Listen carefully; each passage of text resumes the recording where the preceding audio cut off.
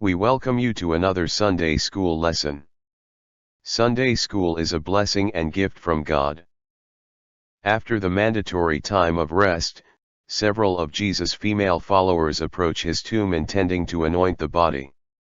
Their primary concern is who will open the tomb for them so they can honor Jesus' remains.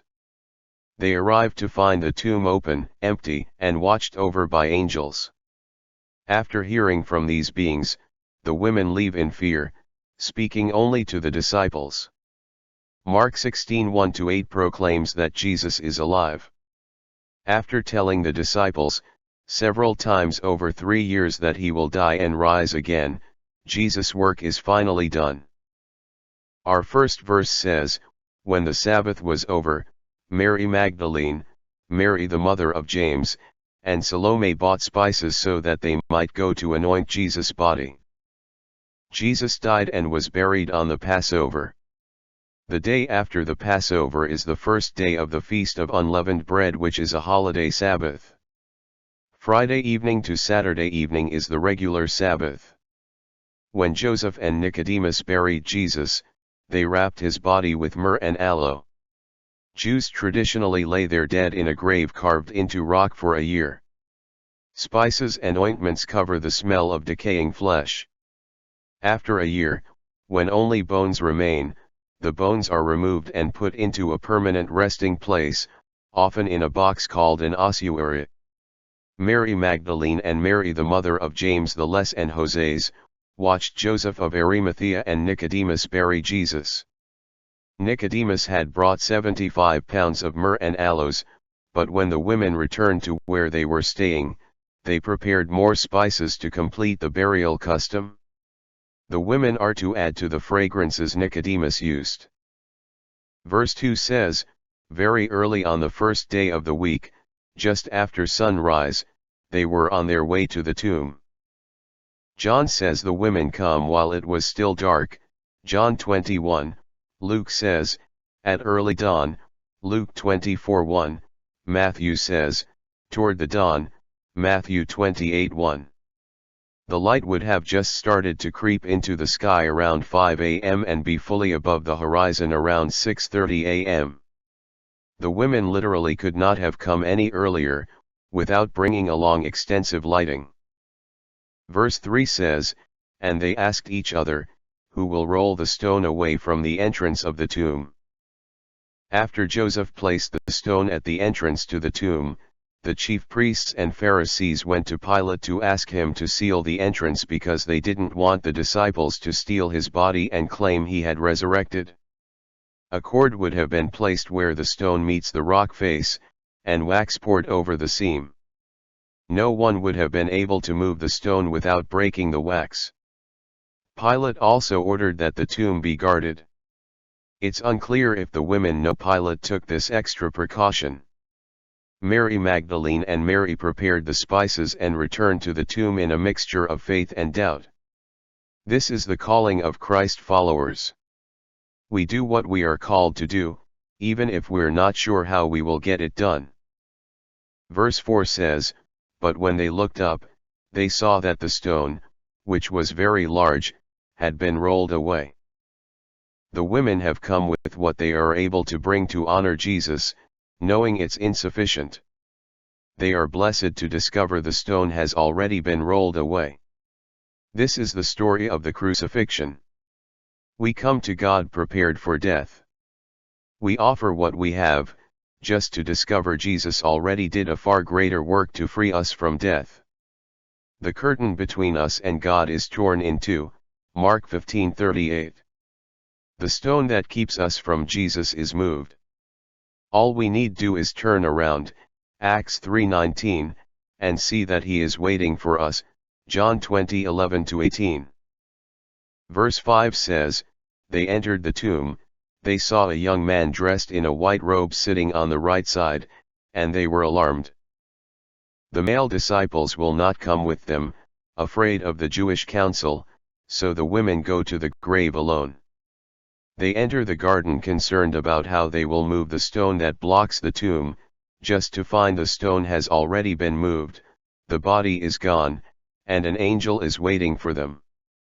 Matthew 28:2 says an angel rolled away the stone and sat on it. Luke 24:4 says there are two angels, perhaps only one speaks. Jesus' linen cloths are lying on the stone couch and the cloth that covered his face is folded neatly next to it, John 26:7. Verse 6 says, "Don't be alarmed," he said. "You are looking for Jesus the Nazarene, who was crucified. He has risen. He is not here. See the place where they laid him." It's typical for angels to tell people to not be afraid of them, Daniel 10:12, 19, Luke 2:10. Here in addition, this seems to be reassurance about the fact that Jesus' body is gone, and they have, in fact, come to the correct tomb. The place where Jesus had laid was a bench cut out of the stone. His burial shroud stretched out where his body had been, and the cloth that covered. Christians may be quick to criticize the women for not believing the angel, but we ought to be sympathetic. It's easy to walk into a situation just expecting heartbreak that we fail to see the victory around us. God doesn't do what we think He will, and we faithfully resolve to make the best of it. But our view is so myopic, we don't realize what He has done is so much greater. When faced with defeat and failure, sometimes we need to look up, realize there is more to life than the path we had planned, and have quiet faith that God will work all things together for good. Verse 7 says, "But go, tell his disciples and Peter, he is going ahead of you into Galilee. There you will see him, just as he told you." Saturday evening, at dusk, the Sabbath is over. Sunday morning, the women find the empty tomb. They return to the disciples and give them the angel's message. Shortly after, Peter and John check for themselves. Peter is mentioned as one who specifically needs to be told the angel's message. Once the 12 self-appointed spokesman, he has been hiding in shame since he denied Jesus at the trial before the Sanhedrin. Peter had a very strong idea of who Jesus was and what Jesus would do for him. Now, Peter thinks himself a cowardly traitor, that Jesus is dead, and all is lost. Our final verse says, "Trembling and bewildered, the women went out and fled from the tomb. They said nothing to anyone, because they were afraid." The women feel this way because Jesus is gone, replaced by two angels. The angels tell them Jesus is risen. None of these things make sense. These women saw Jesus' scourged body. They watched him die. Then they followed Joseph of Arimathea and Nicodemus to the tomb and heard the giant stone cover the opening. They have had 2 days to think of nothing else but that Jesus is dead. He must be wrapped in linen, lying in the tomb. But he's not. Mary Magdalene does tell the disciples that Jesus' body is gone and she doesn't know where it is. After Peter and John check the tomb for themselves, Jesus meets Mary by the tomb. She then returns and tells the disciples Jesus has risen. There's no account that the women told anyone else along the way, however. Resurrection, key to faith. The most reliable manuscripts of the Gospel of Mark leave us here, in a mix of confusion, fear, and hope. In a way, this is where the church leaves. We have been told that Jesus leaves, but we have not seen him yet.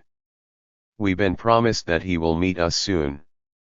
We have the work of spreading the gospel before us, and although we know we are not up to the task, we step out in faith, anyway.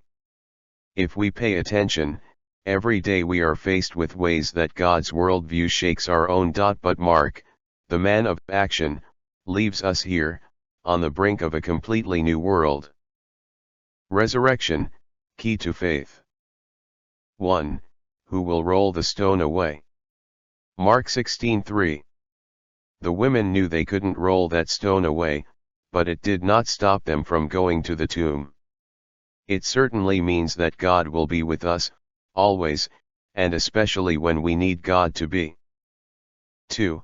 See the place where they laid him, Mark 16:6. He invites us to see. Witnesses are invited to see the bare bench. God proves himself to us every day.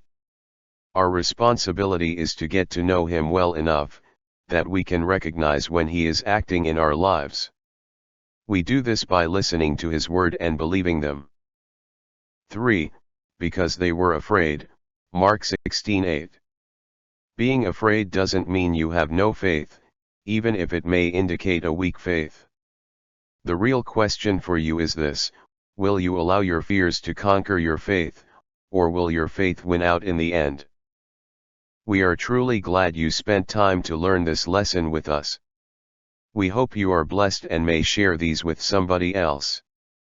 Thank you very much, have a great week, and God bless you always, dear brothers and sisters.